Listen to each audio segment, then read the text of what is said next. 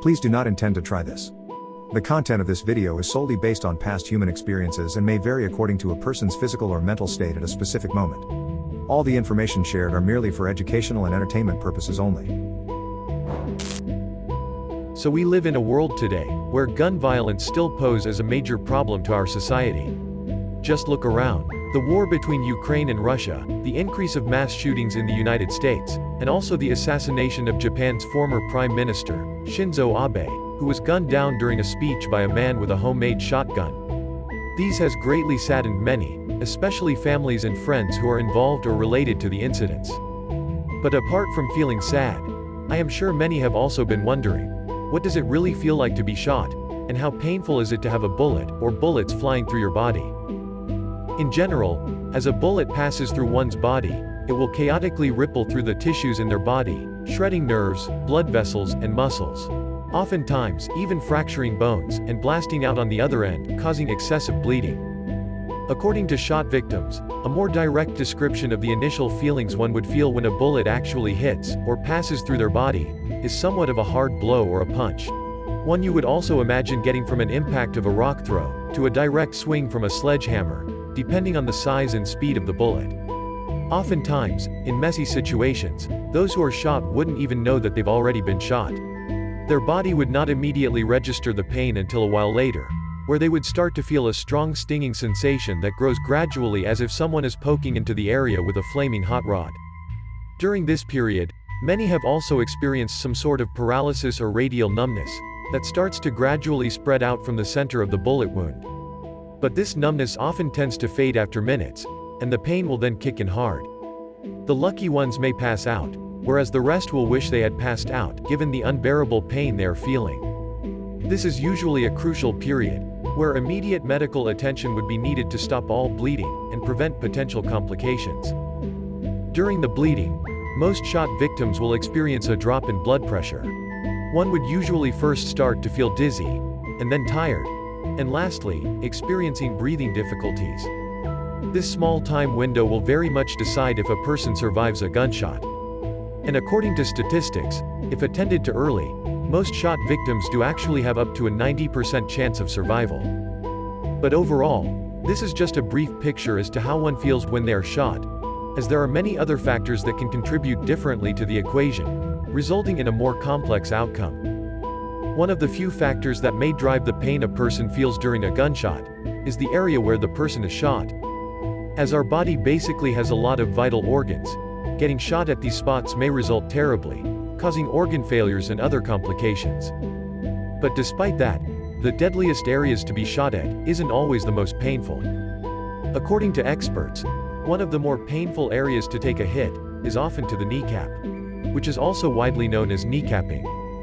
While the cartilage surfaces do not really have any nerve endings, all the tissues around it including the bones do. These shots are usually taken to cripple a person's movement, or even to torture a hostage or victim. Then, there are the other joint areas which are equally painful, like the ankles and elbows, which are closely similar to the kneecap. The stomach on the other hand, is also known to be one of the more painful places to be shot at. The spills from the rupture of intestines may cause severe infection internally, resulting in more complications. One would be better off taking a bullet to areas like the arms or thighs, which may be a lot less painful and lethal. Now, lethal areas like the head, or more specifically the brain, is actually the least painful place to be shot at. This is due to the fact that the human brain literally does not have any pain receptors, and that our nerve impulses are relatively slow, usually 2 to 3 times slower compared to the speed of a bullet. And by the time the pain signals reach the brain where it registered as pain, the bullet would have already passed through, destroying all vital structures, rendering the person dead. But that being said, a headshot doesn't always end up as it seems. As most would opt for a gunshot to the head when they think about suicide, it is not often a wise choice. According to statistics, it's been recorded that there's in fact a pretty high chance in the bullet actually missing vital structures of the brain when firing the shot. This would result in a person either still being awake, or surviving through the shot. This is often quite bad, as if one survives, they would usually have to suffer a living hell, continue living their lives with severe brain damage, a disformed figure, and many dreadful long-term effects. In past reported cases, there was a 58-year-old man who literally had to shoot himself 3 times into finally taking his own life. His first shot was taken with the gun pointing up from under his chin. The second and third were then from his left and right temple. Not only did the man not die instantly, he actually suffered quite a lot before he died.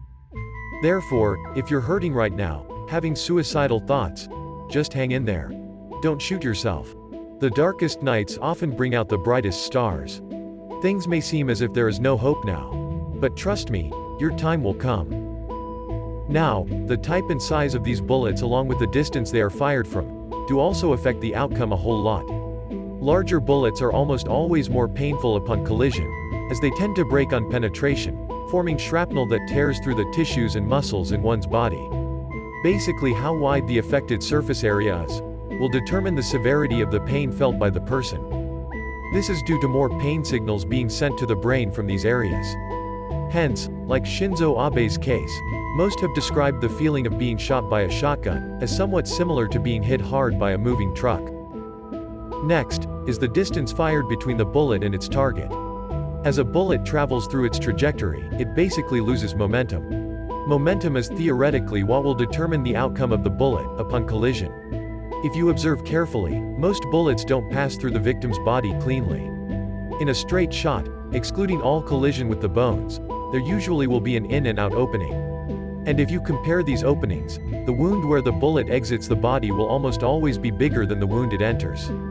This is due to the fact that a bullet with lower momentum will need more force to push through what's ahead upon collision. And through this, it is shown that a slower bullet will almost always cause more damage to its target. Hence, in common gunshot wounds, as a bullet ricochets inside the victim's body colliding with the bones, the pain and damage inflicted upon the victim will always be more than that of a bullet with a higher momentum. Now, the worst feelings from a gunshot is not always from the gunshot itself, but to successfully survive a gunshot. Most people wouldn't be able to imagine the pain and hardship a person has to go through, not dying from the incident. According to medical professionals, some gunshot victims literally have to go through up to 20 to 30 surgeries in order for them to survive, be it removing shrapnel or attending to multiple damaged organs. And this itself has drained off the will of many to keep fighting. What's worse, is that these survivors will then have to go through months and months of recovery process, some even taking years of physical therapy, just to regain their day-to-day abilities. And it still wouldn't be the same as before. Many would even have to deal with post-traumatic stress disorder, PTSD, resulting in more months of psychiatric treatment to be able to live normally. So all in all, as much as you don't want to get shot, you wouldn't want to inflict the same pain onto others. Not only does it greatly hurt a person both physically and mentally, it also hurts the people who are close to them, especially their loved ones. And while guns aren't necessarily bad, one should still learn to be responsible when owning one. As a wise man once said, violence, even well-intentioned, always rebounds upon oneself. So stay safe, my friends. And if you like the content, don't forget to leave a like or subscribe, as it'll greatly help us in growing our channel, allowing us to provide you with more constructive content in the future. See you next time.